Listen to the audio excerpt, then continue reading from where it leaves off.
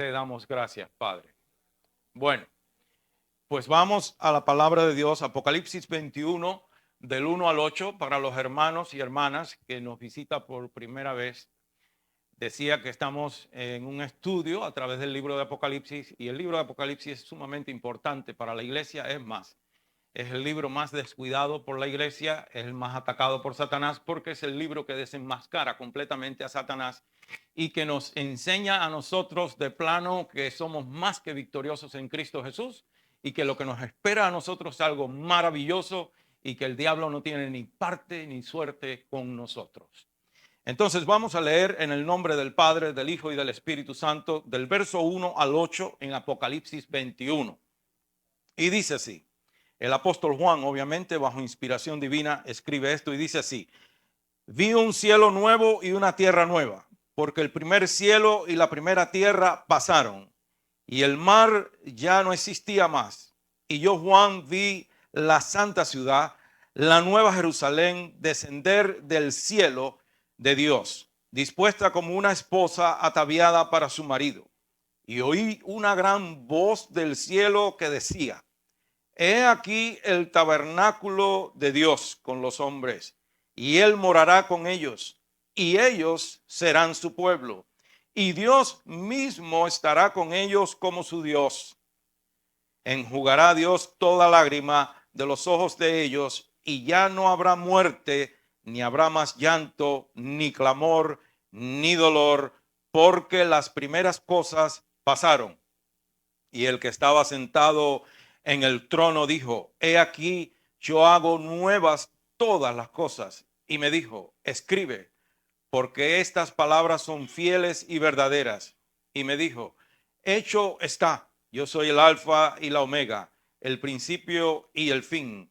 Al que tuviere sed, yo le daré gratuitamente de la fuente del agua de la vida. El que venciere heredará todas las cosas, y yo seré su Dios, y él será mi hijo. Pero los cobardes e incrédulos, los abominables y homicidas, los fornicarios y hechiceros, los idólatras y todos los mentirosos tendrán su parte en el lago que arde con fuego y azufre, que es la muerte segunda. Padre, te exaltamos y te glorificamos y te damos gracias en el nombre de Jesús. Te pedimos, Señor Espíritu Santo, que ahora ilumines nuestro entendimiento y prepares nuestro corazón para el mensaje de tu palabra, para que la atesoremos en nuestra mente, en nuestro corazón, en nuestra alma, y para que por medio de tu palabra andemos armados y vestidos de toda la armadura de Dios, y el diablo no puede hacernos frente en ningún lugar que nos paremos, Padre, y que también seamos transformados por el poder de tu Espíritu Santo en hombres y mujeres, en quienes el mundo pueda ver que Jesús el Señor es real y verdadero, y que Él vive, mora y gobierna en nosotros, y que nosotros respondemos como verdaderos discípulos y discípulas del Señor Jesús. Por Jesucristo te pedimos estas cosas y te damos gracias, Padre Santo. Amén. Bueno, puede tomar asiento, amado hermano y hermana. Pues la semana pasada concluimos obviamente el capítulo 20 y anduvimos ahí en los últimos 5 versos de ese capítulo 4 domingos seguidos, y yo anhelaba ya salir también y entrar corriendo en el capítulo 21, no solamente por el hecho de concluir el capítulo 20, sino por las maravillas, las promesas, las garantías que nos esperan a nosotros en este capítulo 21 y obviamente en el que le sigue, que ya prácticamente cerramos el libro de Apocalipsis. Y yo quiero pues compartir con ustedes hoy, con la ayuda del Espíritu Santo, bajo el tema: lo que aquí nos daña, lo malo de aquí que nos daña, allá no nos podrá alcanzar, allá no nos podrá hacer daño. Y yo recuerdo en mi niñez, a pesar de todas las circunstancias que pasamos, tuve la bendición de crecer entre tíos y tías, y algunos de ellos inclusive eran solteros todavía, Pero yo tenía un tío que era, yo no sé, él tenía un don especial para entretener a los muchachos y le hacíamos rueda porque él se inventaba unas fábulas y unas historias. Y entre esas historias hay la historia de un perro que se extravió, se separó de su amo en una recogida de ganado como a cientos de kilómetros de su casa. Y el dueño buscó al perro por todas partes y al no encontrarle, pues regresó a su casa apesadumbrado, triste porque perdió su perro. Pero unas 3 semanas después escuchan a la distancia ladridos familiares y era el perro que regresaba a su casa, obviamente flaco, temblando de frío, mugroso, y las heridas en su cuerpo, muchas heridas en su cuerpo, pues eran evidencia de que había sido atacado en el camino por otros perros.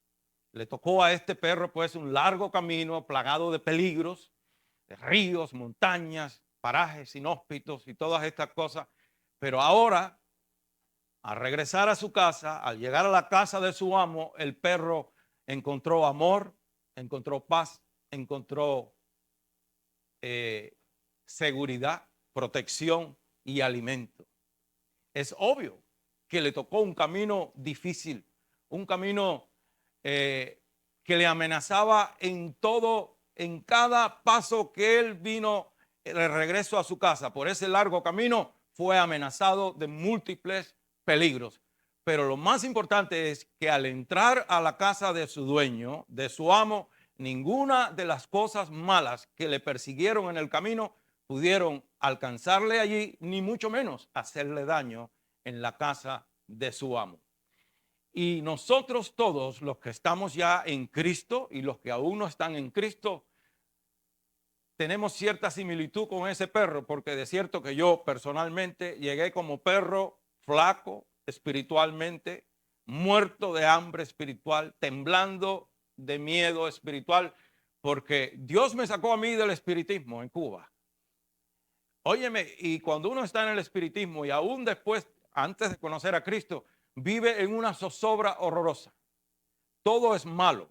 Tienes que tener un vaso de agua debajo de la cama, una herradura de caballo detrás de la puerta, una cruz de cascarilla de huevo debajo de la planta del pie, un resguardo en el bolsillo. Y todas estas cosas hay que estarlas asistiendo todos los viernes y qué sé yo, qué sé cuándo. Y cuando mejor crees que está, el espiritista te dice, oye, te están haciendo algo para arrancarte la cabeza. Entonces anda uno en una zozobra constante. Pero qué bueno que cuando llegamos a Cristo, en Él encontramos refugio inmediato, encontramos alimento, encontramos paz. Él sana todas nuestras heridas. Él nos da la confianza de que en su mano todopoderosa ni el diablo, ni los demonios, ni ninguna cosa mala nos puede hacer daño. Pero la palabra de Dios dice en Primera de Pedro 2:11, o según la palabra de Dios, dice que nosotros, porque también mientras, aunque estamos en Cristo, andamos en este camino, hemos enfrentado dificultades y continuaremos enfrentándolas, hermanos. Los que me conocen saben que nunca he predicado un evangelio fácil. Servir al Señor Jesucristo no es un paseo en el parque. Servir al Señor Jesucristo es un reto diario, es una guerra espiritual. No es fácil. Pero la palabra de Dios nos identifica a nosotros, los que pertenecemos al Señor Jesucristo, como peregrinos, como extranjeros en esta tierra. No pertenecemos aquí, no como moradores, sino como extranjeros, como peregrinos, que vamos de camino ¿a dónde? A casa. Nosotros vamos de camino a nuestra casa celestial, a nuestra morada eterna, porque esta tierra no es nuestro lugar. Nosotros no pertenecemos a este mundo. En Juan 14, del 1 al 3, el Señor Jesús dice, en cuanto a esto, Él dice, no se turbe vuestro corazón. ¿Creéis en Dios? Creed también en mí. En la casa de mi Padre muchas moradas hay. Si así no fuera, yo os lo hubiera dicho. Voy pues a preparar lugar para vosotros. Y si me fuere y os prepararé el lugar, vendré otra vez y os tomaré a mí mismo para que donde yo estoy, vosotros también estéis. Pero, repito, usted debe saber, porque no quiero que nadie ignore que en nuestro camino a casa nosotros enfrentaremos adversidades, dificultades, problemas. El camino está lleno de obstáculos, de retos, de dificultades para estorbar nuestro progreso.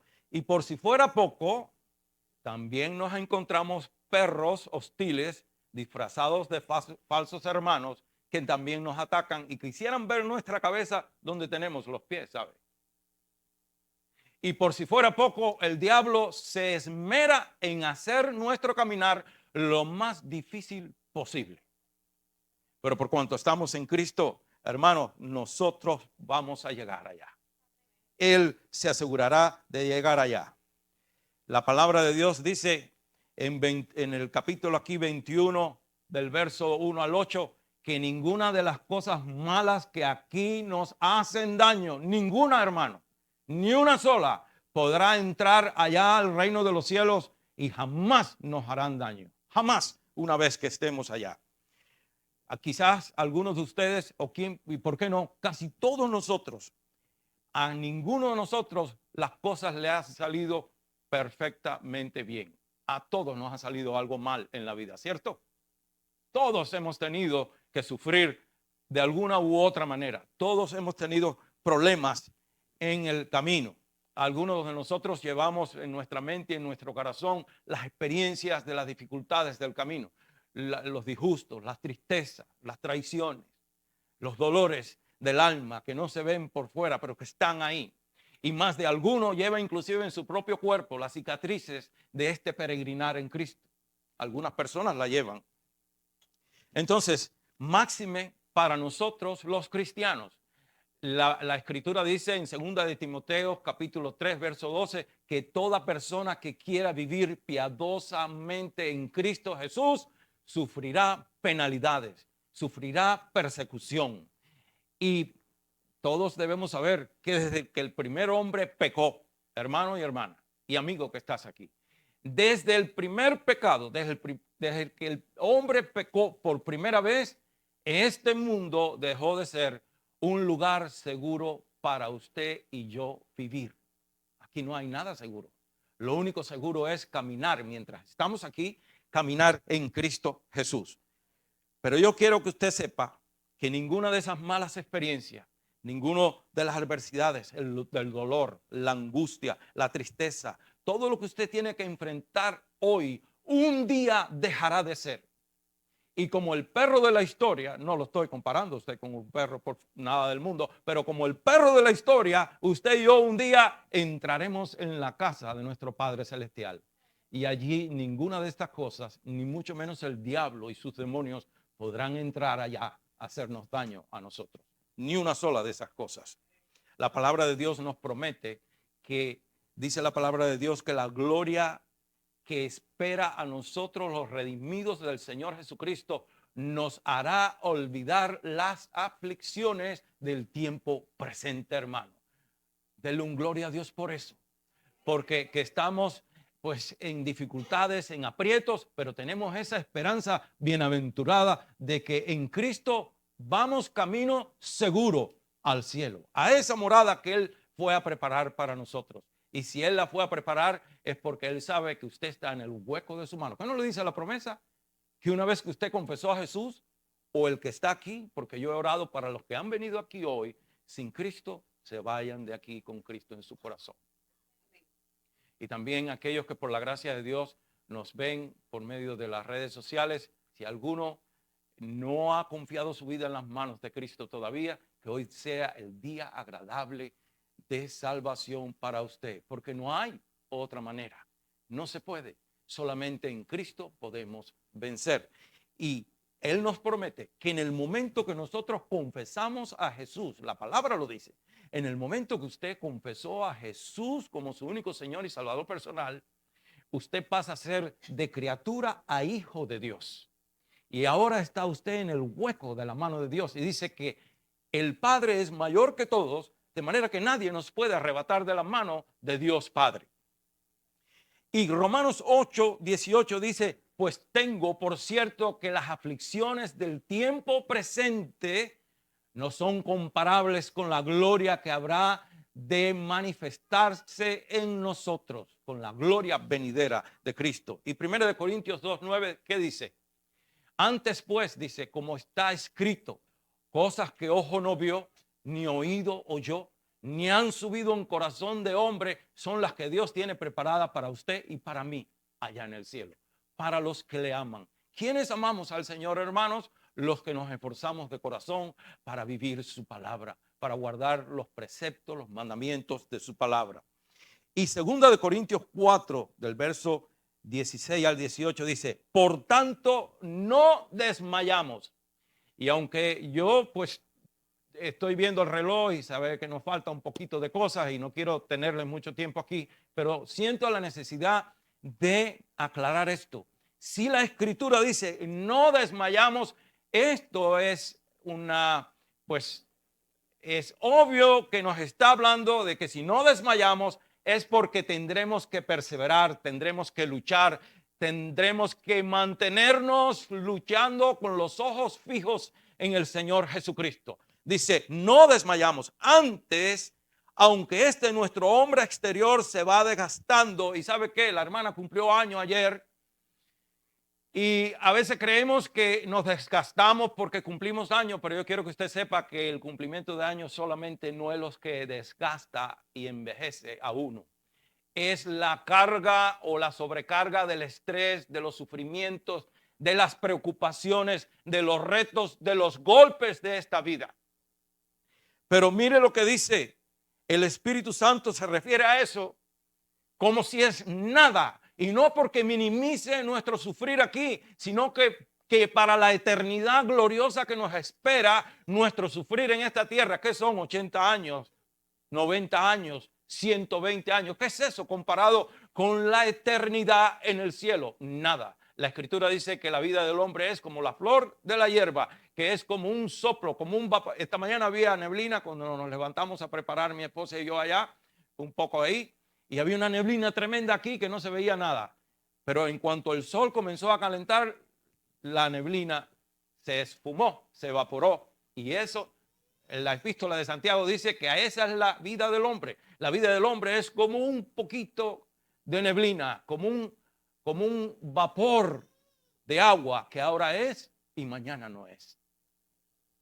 Pero el Espíritu Santo dice, porque esta leve tribulación momentánea produce en nosotros un cada vez más excelente y eterno peso de gloria, no mirando nosotros las cosas que se ven, sino las que no se ven, pues las cosas que se ven son temporales, pero las que no se ven son eternas. De manera que hoy no vamos a entrar, como siempre hago, verso por verso, pero vamos a ir ahora al verso 4, porque hoy en esta medio introducción al capítulo 21 y específicamente a este pasaje de 8 versos, vamos a ver solamente esta parte, las cosas que nos hacen daño aquí, que gracias al Señor Jesucristo no nos podrán hacer daño nunca más. Y vamos a leer una vez más el verso 4, porque aquí dice, enjugará Dios toda lágrima de los ojos de ellos, y ya no habrá muerte, ni habrá más llanto, ni clamor, ni dolor,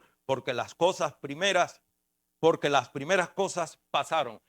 Mira, hermano, subraye esa última frase del verso, porque las primeras cosas pasaron. Cuando esa frase del verso 4 se refiere a ¿qué? A que todo lo malo, incluyendo al diablo y a sus demonios, todo lo malo que hay aquí, todo lo malo que nos acecha y que nos quiere hacer daño, todo eso pertenece a esta creación. Y hemos venido estudiando a través del libro de Apocalipsis y específicamente en el capítulo 20, verso 11, cómo Dios va a deshacer la creación en el día glorioso del Señor. Al final del milenio, todo lo que se conoce, lo que conoce el hombre como la creación y la historia de la humanidad como tal, la conocemos ahora, dejará de ser, porque el verso 1 de el primer verso del 21 dice, vi un cielo nuevo y una tierra nueva. Y si Dios va a hacer cielo nuevo y tierra nueva, ¿para qué si va a dejar lo viejo?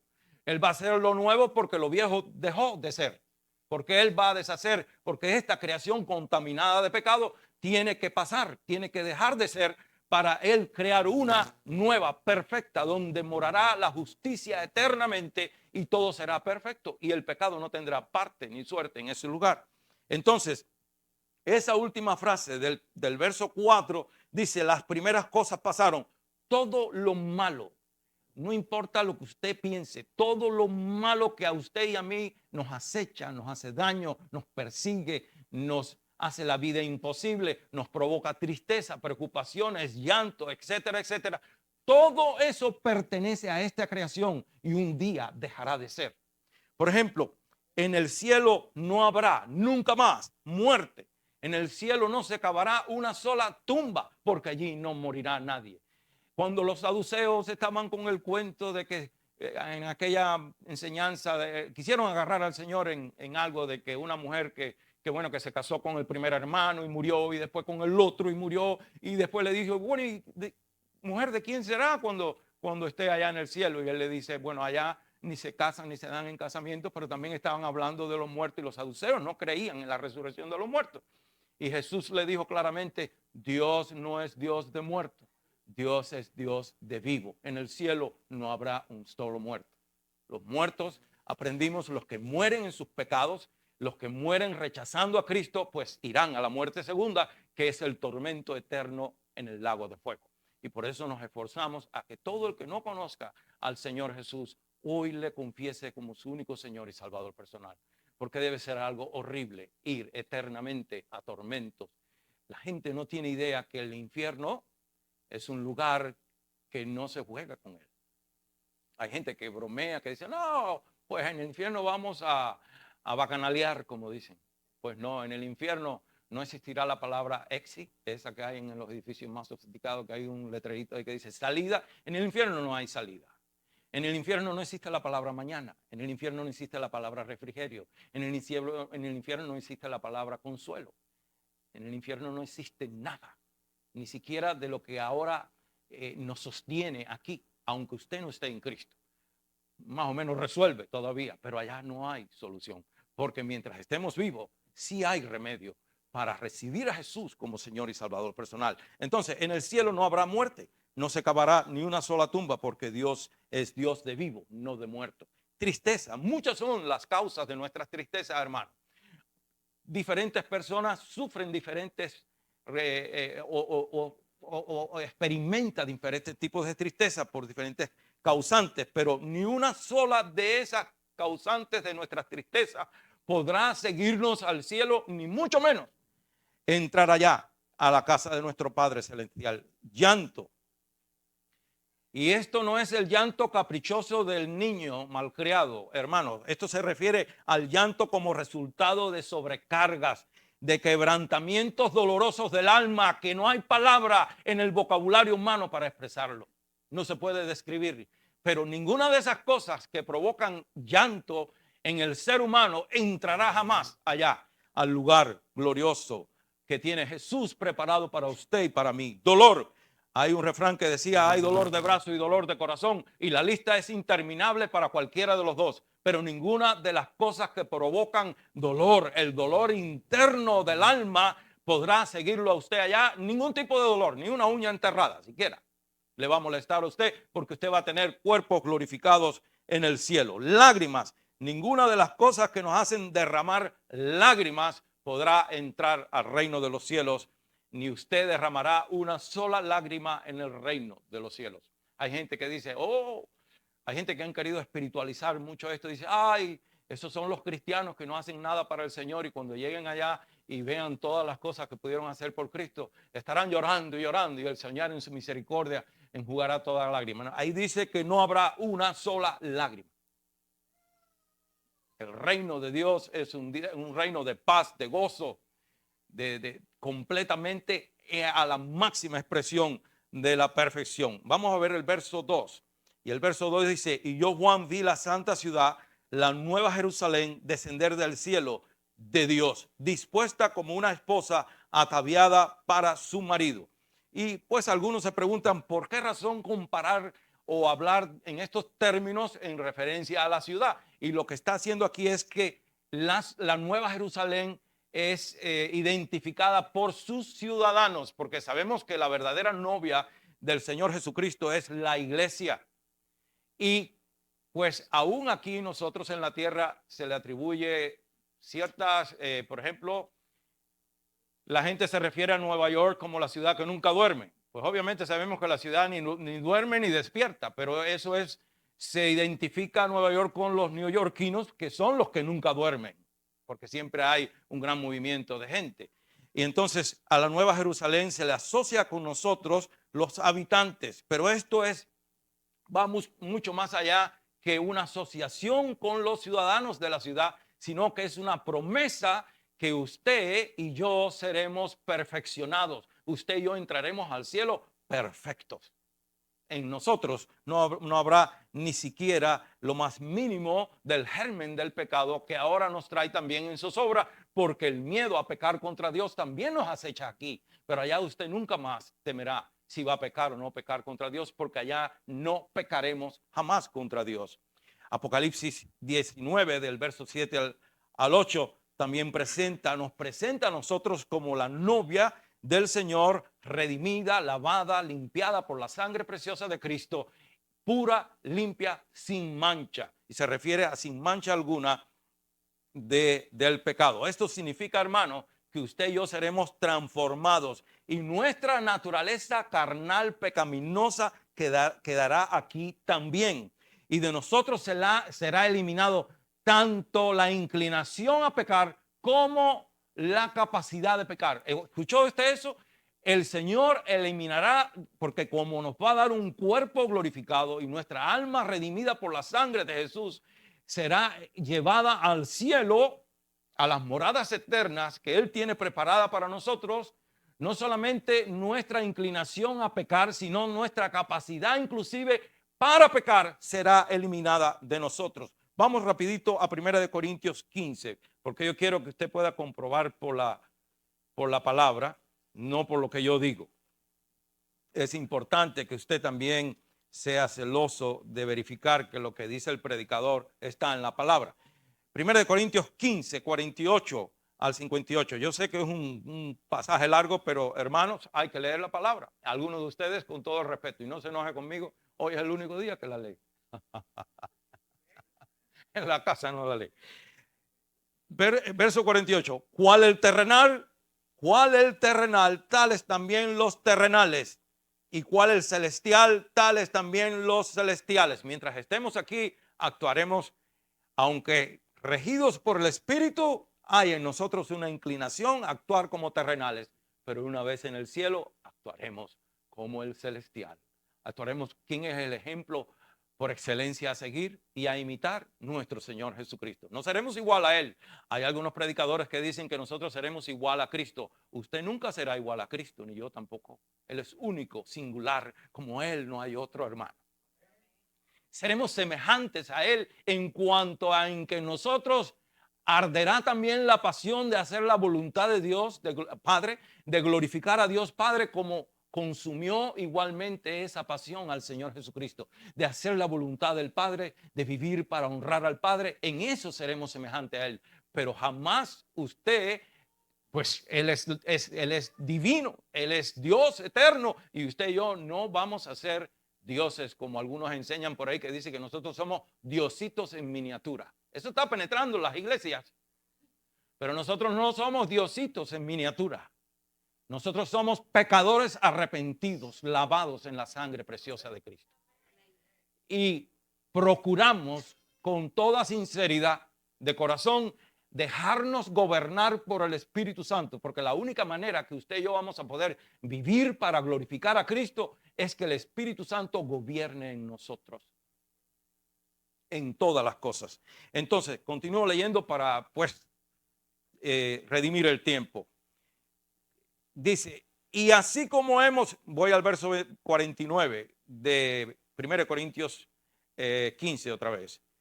Y así como hemos traído la imagen del terrenal, está viendo que está confirmando lo que yo dije, que el Señor quitará de nosotros no solamente nuestra naturaleza pecaminosa y nuestra inclinación a pecar cuando Cuando ya, si hoy suena la trompeta, los que estamos en Cristo seremos en un abrir y cerrar de ojos arrebatados. Y ese abrir y cerrar de ojos, ¿sabe qué es? Creo que es una centésima de segundo o una décima de segundo, algo de eso. En un abrir y cerrar de ojos seremos arrebatados y llevados. Este cuerpo se queda aquí. Harán un garage sale con la ropa de todos los que nos quedamos aquí. Porque no la necesitamos tampoco. Allá usted no se va a ver desnudo, usted va a tener un cuerpo glorificado. No va a necesitar privacidad tampoco. Usted no, las necesidades fisiológicas que tenemos que hacer aquí, usted no va a tener que hacer pipí ni pupú, porque allá no hace falta.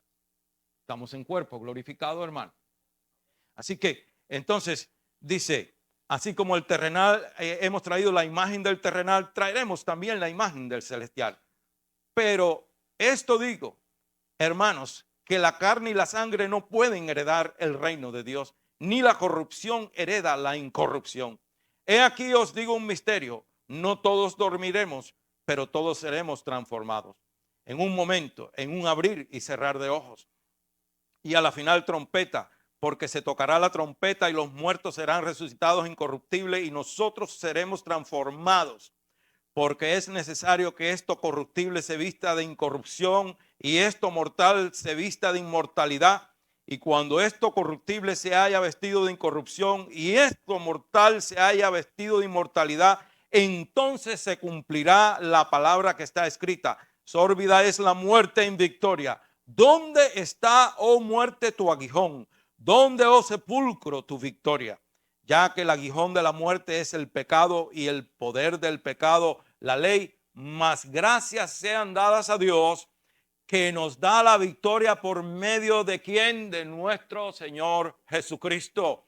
Así que, hermanos míos amados, estad firmes y constantes, creciendo en la obra del Señor siempre, sabiendo que vuestro trabajo en el Señor no es en vano. Nos toca andar en un camino plagado de peligros y de cosas feas que no quisiéramos experimentar, pero vale la pena caminar en Cristo Jesús. No es fácil, pero es el caminar más honroso y maravilloso que el ser humano puede aspirar en su vida. Servir a Jesús no es fácil, pero yo no quiero un segundo fuera de Jesús. No quiero vivir un solo segundo de lo que yo era antes de conocer a Cristo. No lo quiero. Y la gente dice, ay, si yo volviera a tener 20 años. No, señor, al contrario, apúreme a ver si me acabo de retirar ya del trabajo para poder estar a tiempo completo en la iglesia. Yo cumplí 62 hace, ni me acuerdo cuándo, 17 de febrero. Ojalá hubiera cumplido 65 y ya te hubiera retirado ya. No, la gente tiene una preocupación con ponerse viejo. No, hombre, mientras más viejo, más mejor, más mejor. Pues gracias al Señor Jesucristo, hermano, que es quien ha hecho todo esto posible para nosotros, porque en Él ya el poder del pecado no se puede enseñorear de nosotros. No puede. Romanos 6:14 dice que el pecado, pues el pecado, porque el pecado no se enseñoreará de vosotros, porque no estáis bajo la ley, sino bajo la gracia. ¿Y qué quiere decir eso, hermano? Que estamos bajo la gracia, que nos vamos a dar de graciosos. No, que todo lo que usted necesita para vivir una vida victoriosa le ha sido dado en el Señor Jesucristo. La palabra gracia siempre señala hacia Jesús y a la obra redentora de Jesús. Entonces, si estamos bajo la gracia, es que todo el poder que usted necesita, toda la que tiene usted al Espíritu Santo morando en su interior, la Trinidad divina mora en usted, su cuerpo es templo del Espíritu Santo y por cuanto Él mora en nosotros, el pecado no puede enseñorearse de nosotros. Si nosotros nos dejamos gobernar por el Espíritu, porque es por medio del Espíritu que hacemos morir, ¿qué cosa? Los deseos pecaminosos de la carne. Entonces esto es una promesa para nosotros, que esa inclinación a pecar y la habilidad de pecar del hombre será eliminada cuando estemos allá. No más pecados. Y es todo eso gracias al Señor Jesucristo. Hermano, ese día glorioso viene cuando esta carne, con todos sus apetitos pecaminosos, será eliminada o removida completamente de nosotros. Y cuando llegue ese día, todos nosotros, los redimidos de Cristo, también seremos removidos de la presencia del pecado. Lo peor que hay para nosotros es el pecado que está en nosotros. El germen del pecado está en nosotros. Hermanos, si no fuera por la disposición del hombre a pecar, el diablo estaría desempleado hace mucho tiempo. Pero el diablo tiene mucho que hacer por la disponibilidad del hombre a pecar. Se ha estudiado en la historia secular que ninguna fortaleza jamás fue tomada por el enemigo si no hubo uno adentro que abrió. Algún traidor abrió algún boquete, alguna puerta, y por ahí se coló los soldados y tomaron la ciudad. El diablo viene y nosotros somos los que le abrimos. Allá en Génesis capítulo 4, cuando Caín estaba por asesinar a su hermano, que no le dijo Dios, óyeme, el pecado está a la puerta, de ti depende enseñorearte de él. Y nosotros tenemos la autoridad y el poder en el nombre de Jesucristo para no permitir que el diablo nos haga pecar. Entonces viviremos, hermanos, en ese reino glorioso que Dios tiene preparado para nosotros en una perfecta y verdadera libertad. Hay gente que cree que haciendo lo que ellos les dé la gana aquí, viven en libertad. No. Mientras más cosas horribles hace la persona, más esclavo de Satanás es. Pero nosotros tenemos libertad en Cristo.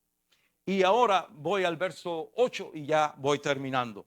Porque de cierto que nos hemos gozado en todas estas promesas, de que todas esas cosas malas, de todas las adversidades, de todas las tristezas, de todas las traiciones, de todas las cosas malas que nos han acechado y nos acecharán mientras caminemos por esta tierra, pero tenemos la seguridad de que un día entraremos en esa gloria eterna de Dios y ninguna de esas cosas malas nos podrá hacer daño. Todo eso es maravilloso para los que ya somos salvos. Pero hay una nota triste en este verso 8. Hay una nota triste para los que aún no están en Cristo. Pues dicen que pues ninguno de los que muera en sus pecados. Hay dos maneras de vivir para los que son nuevos y no saben, los amigos y amigas que están visitando hoy, nos están viendo. Usted vive biológicamente hablando, obviamente, pero vive muerto en delitos y pecados, o usted vive en Cristo.